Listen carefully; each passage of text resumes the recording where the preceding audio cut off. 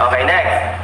Yan, hello po mga Kalingap. So, malamang marami nga po sa inyo ang na-prank ni Kalingap Edu. Imposible po talaga na mangyari na hindi po siya pupunta sa mismong kaarawan ng kanyang nililigawan na itong si Ekang.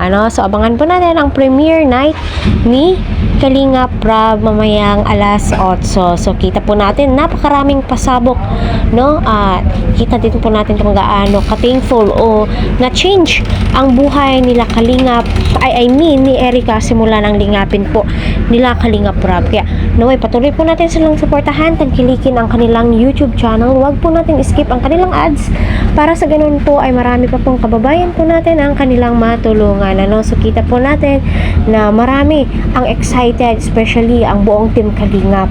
Dahil nga sa wakas makikita po natin lahat ng pinaghirapan, pinagpaguran, preparation ng buong team Kalingap ay ito na.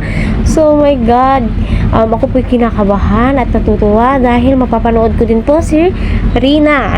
So abang-abang po tayo mamaya sa uploaded ni Kalingap Rab. Okay, next. Ito. 1,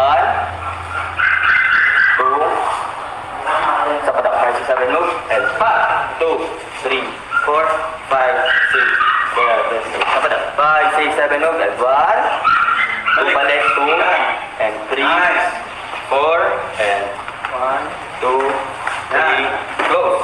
Kapitan, 5. Kalingap buong akala po natin ay hindi makakapunta itong si Kalingap Edu. Yun pala ay nagre-rehearse na po sila dahil may twist ang birthday celebration.